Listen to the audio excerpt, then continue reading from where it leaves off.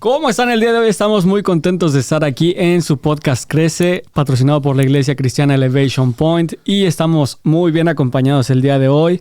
Primero que nada por el pastor Ariel Salinas. Claro que sí, bendiciones a todos, y también nos acompaña el pastor Pablo.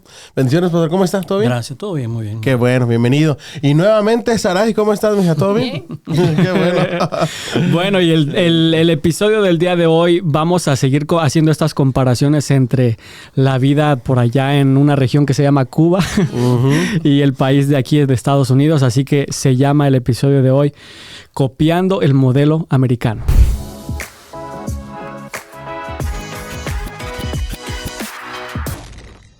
Arrancamos con eso, y la pregunta que hacíamos o que hacía el pastor Pablo es: ¿será que es bueno copiar absolutamente todo lo relacionado al modelo americano? Cuéntanos un poquito más, pastor.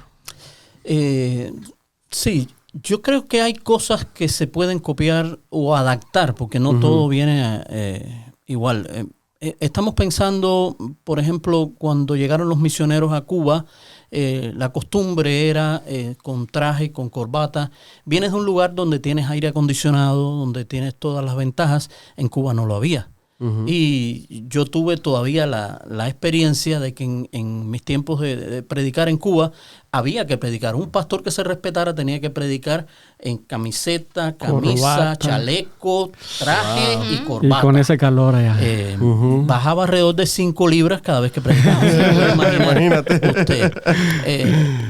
Ya ahora eso, vamos a decir que en medio también de las condiciones, porque ya cuando aquel entonces yo tenía un único traje, después me regalaron otro y así, pero las condiciones después fueron cambiando un poco, pero creo que eso es algo que no realmente debíamos haber copiado.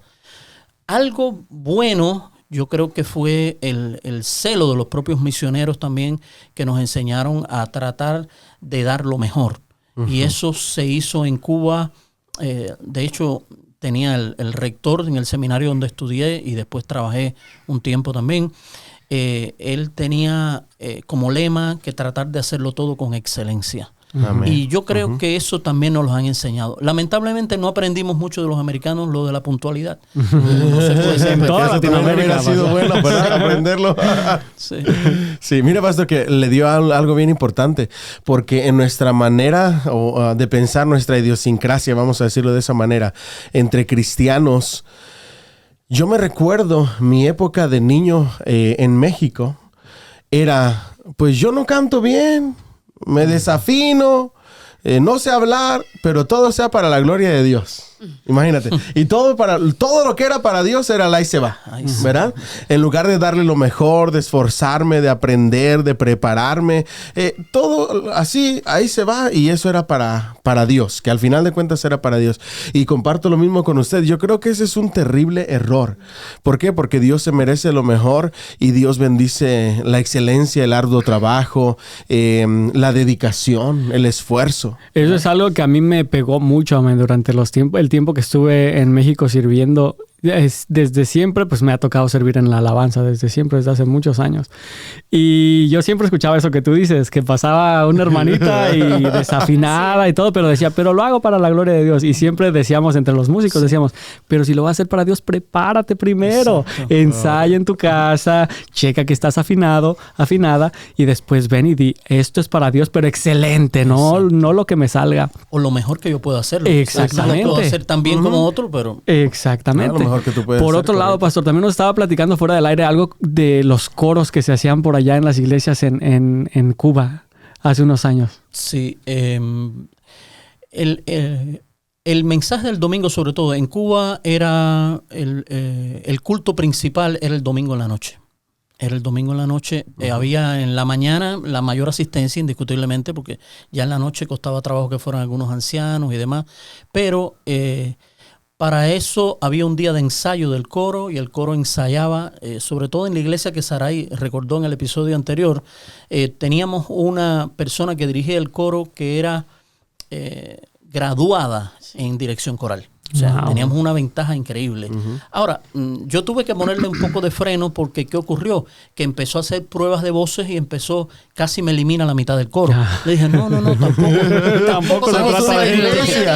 Unas ancianitas muy fieles que tenían mucha pues disposición, pero bueno, digamos que no afinaban perfectamente. Y ella pues dijo, vamos a hacer tanta excelencia que ya vamos a quitarla también. A cortar cabezas a Dios. El pastor tuvo que recordar que somos una iglesia, somos un ministerio.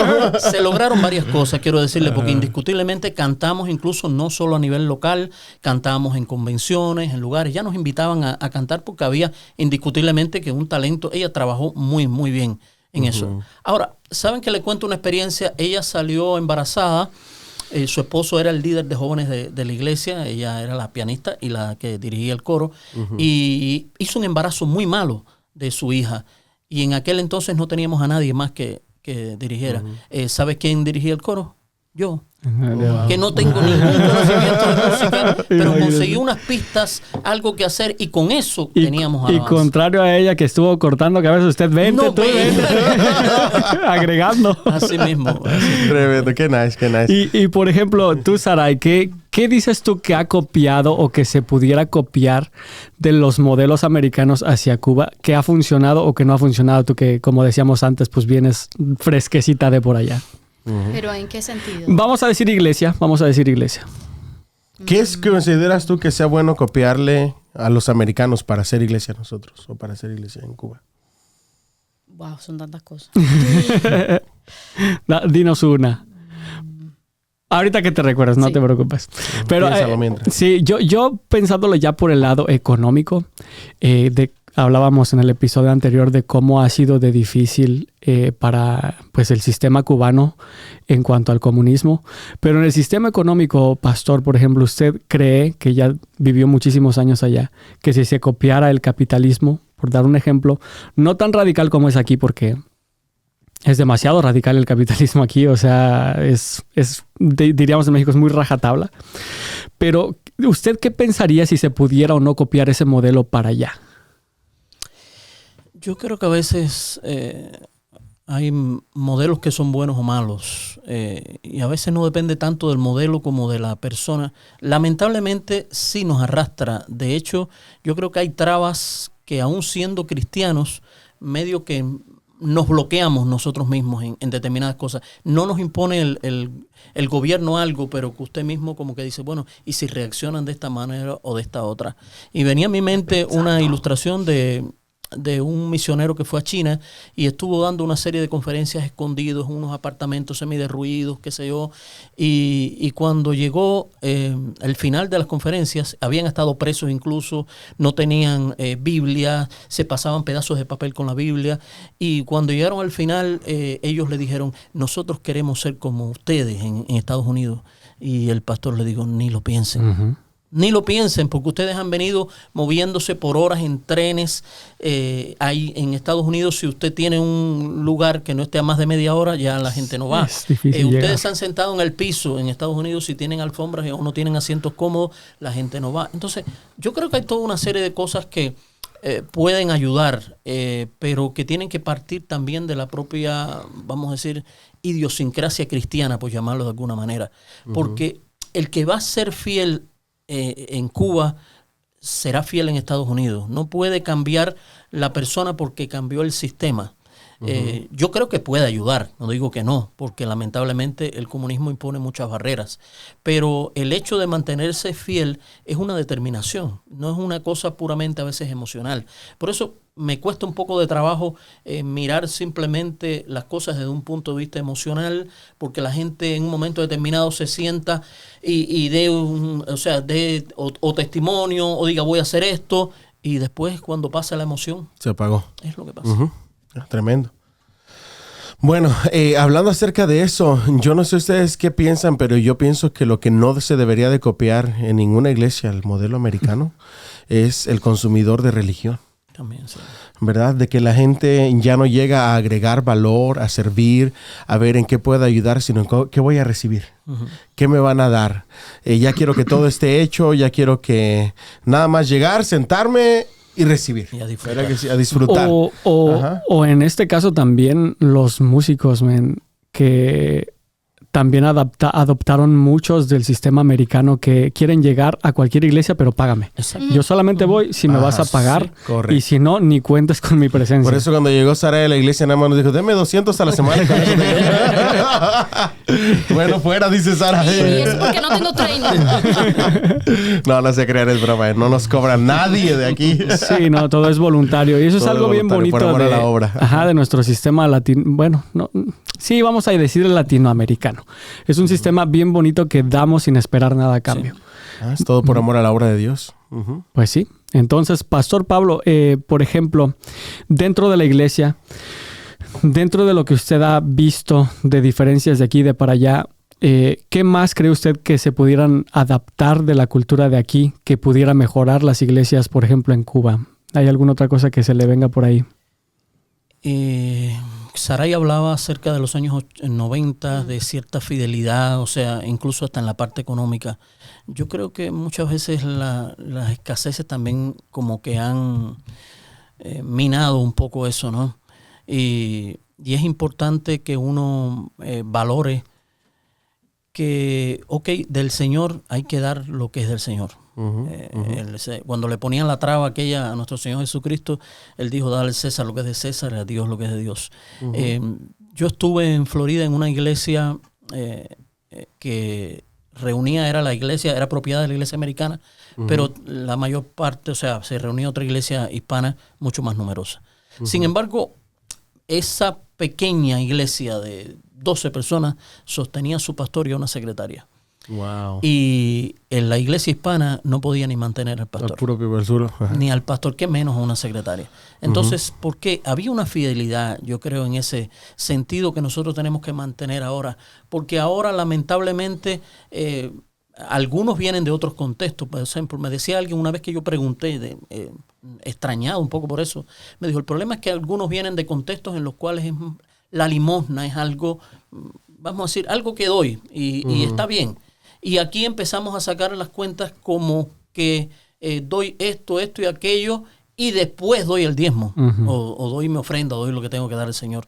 Y yo creo que en eso sí tenemos que aprender de los hermanos. Yo creo que más bien es porque cuando tú tienes el concepto de que, yo gano mi dinero, tengo este sueldo a final de mes y bueno, después que yo saque todas mis cuentas, si me queda algo para el Señor le doy. Pero cuando tienes el concepto de que, esto no es mío, este dinero no es mío, es del Señor, el diezmo no es mío, pues creo que, no sé, aplicas lo que es mejor. Sí, lo que ustedes ven que sí valió la pena que se copiara es la generosidad del americano. También, hace poco estábamos hablando de eso, creo que fue con mi esposa precisamente, que hay veces que nosotros vemos las iglesias americanas que son tan bendecidas en cuanto a su economía, pero es precisamente, hablábamos de eso, porque no son agarraditos. En México decimos no son codos, decimos. No sé si entienden la frase, pero no son agarraditos. Y eso de verdad que pareciera un mito o pareciera algo que es mentira, pero en verdad cuando tú te acostumbras a darle a Dios o a dar incluso...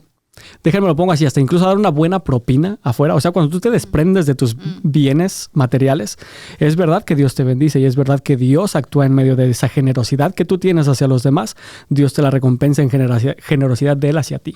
Es que es bíblico. Claro, siembras cosechas. Yo creo que otra cosa, no sé ustedes qué piensan, pero otra cosa muy buena de copiar a los americanos que yo he visto es el voluntariado.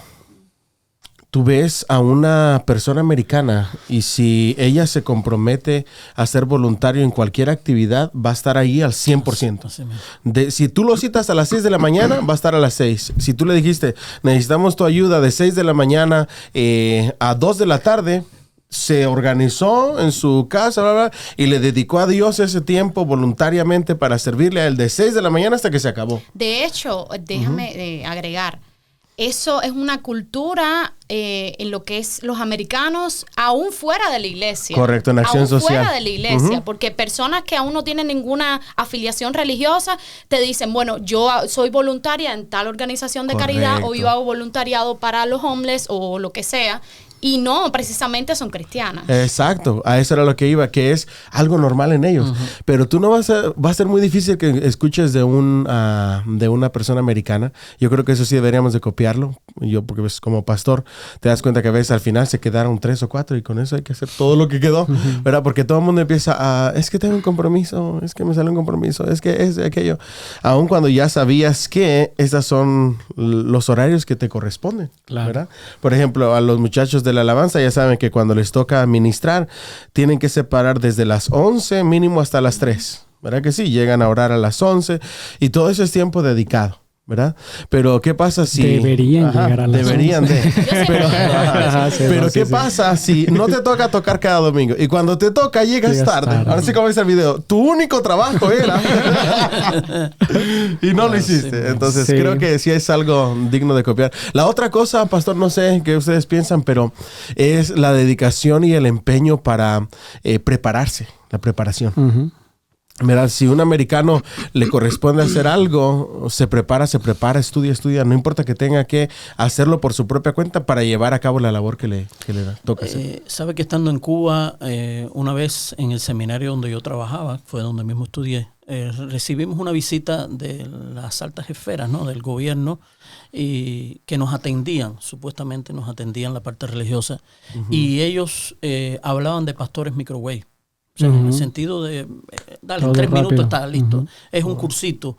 Y entonces yo creo que en eso sí, por lo menos en este caso los bautistas, ganábamos en mucho porque había una preparación de 4 años, después otro año, incluso con una preparación, no solamente te estudias, sino que todos los fines de semana vas a un lugar, a un campo misionero.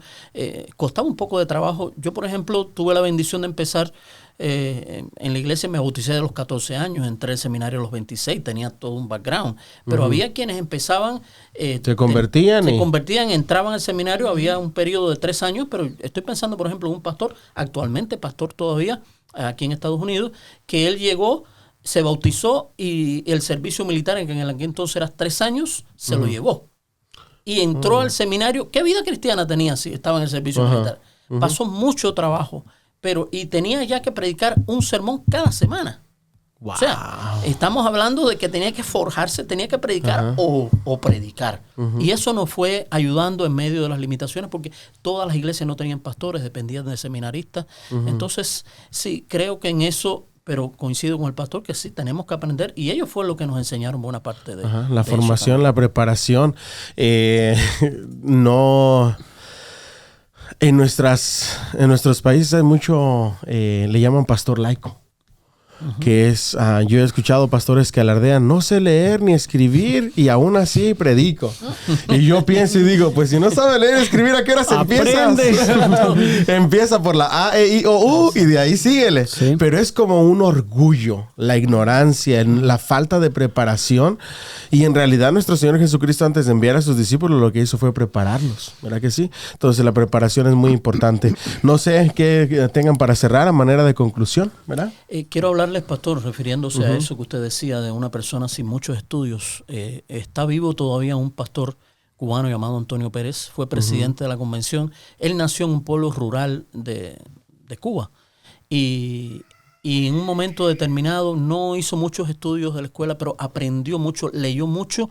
De hecho, llegó a hacer una interpretación del Apocalipsis. Fíjense a qué nivel. O sea, no es a veces solamente estamos pensando en una preparación secular por determinadas condiciones. Él se fue preparando poco a poco. Él mismo se educó. No se quedó con que no sé y no fue a la escuela. Exactamente. La lectura, el estudio. Wow, tremendo. Sí. Tremendo. Saray, ¿nos quieres decir algo más para cerrar? ¿Alguna conclusión? Bueno, yo creo que agregar un poco a lo que estábamos hablando de esto de la preparación. Dios puede tomar a una persona, un analfabeta, como estábamos hablando, y llevarla pues a niveles de que hasta uno mismo diría, wow, pero uno tiene que ponerse en las manos de Dios. Claro. Y tiene que, hasta cierto punto, pues dejarse capacitarse a uno como autodisciplina y dejar que quizás otra persona también te dé un consejo y tú puedes tomarlo. Déjame, antes de que tú... Dale. Alguien, ya van varios que me preguntan, Sara, y aquí te lo voy a hacer público, no te preguntan si te lo puedo preguntar, ahí te va. Me preguntan que qué haces tú para cada que te toca dirigir una canción, la traigas toda lista sin problema. Pues, que no te olvide la letra. Todo. Bueno, en los ensayos casi siempre nunca la digo de casi memoria. Siempre se me olvida. No, en los ensayos nunca la digo de memoria. Pero durante la semana, ¿qué es lo que haces? Nada más la estudias. La verdad la escucho bastante, hasta el cansancio, diría yo. Ok, entonces es la clave. Eso es lo que estábamos tratando de decir. Es verdad que hay personas que Dios las puede usar sin que sepan leer, escribir, pero el punto es como lo mencionaban, el deseo.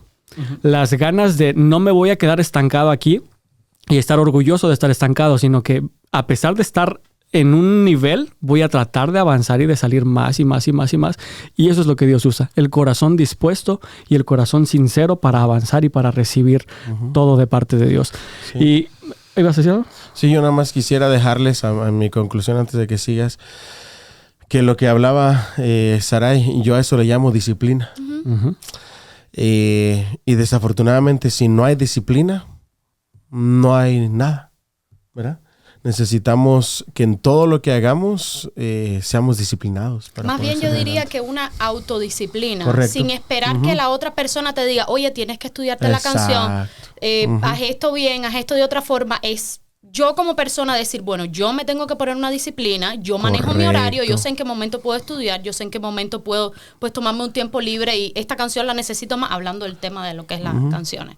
Esta canción necesita pues un poco más de apoyo porque no me la hace bien, bueno, le tengo que dedicar más tiempo. No tengo que esperar a llegar al ensayo a que me digan, bueno, esa canción no Pero la mayoría de personas, Sarai, que yo he visto y quizá el pastor en su experiencia como pastor también, tú les dices, esta es tu responsabilidad, le das la descripción de su trabajo. Y aún así es tanta la falta de disciplina y la falta de responsabilidad que tienes que estarlos empujando. Sí, sí. Y eso es terrible en la iglesia, andar empujando a una persona que ni siquiera te avisa, que ni siquiera comunica, que ni siquiera se aparece cuando dijo que se iba a aparecer. Y todo el tiempo andarlo empujando, se cansa uno. Necesitamos salir de eso. Es que te voy a decir algo, es una frase que yo no sé si la he escuchado en otro lugar, pero yo la tengo bien metida dentro de mí. Y siempre he dicho, y incluso se los he dicho muchas veces a los de la alabanza, la disciplina o la autodisciplina, como la llamaste tú, es un resultado de un corazón agradecido, man. Literalmente, si tu corazón no es agradecido con lo que Dios ha hecho por ti, te da lo mismo lo demás. Pero si tú tienes un corazón agradecido hacia cómo Dios murió por ti, cómo Jesucristo vino y sufrió todo lo que sufrió, padeció, e incluso después se fijó en ti de estar en donde estabas, tienes un agradecimiento tal que dices, tengo que ser disciplinado en lo que Dios está pidiendo de mí, que es muy poco a comparación de lo que ya Él dio por nosotros. Claro. Entonces, con eso los vamos a dejar el día de hoy. Gracias, Sara. Gracias, Pastor. De verdad, estamos muy contentos de que nos hayan acompañado. Puertas abiertas. Más bien, gracias para cuando quieran y nos vemos la próxima. ¡Ánimo!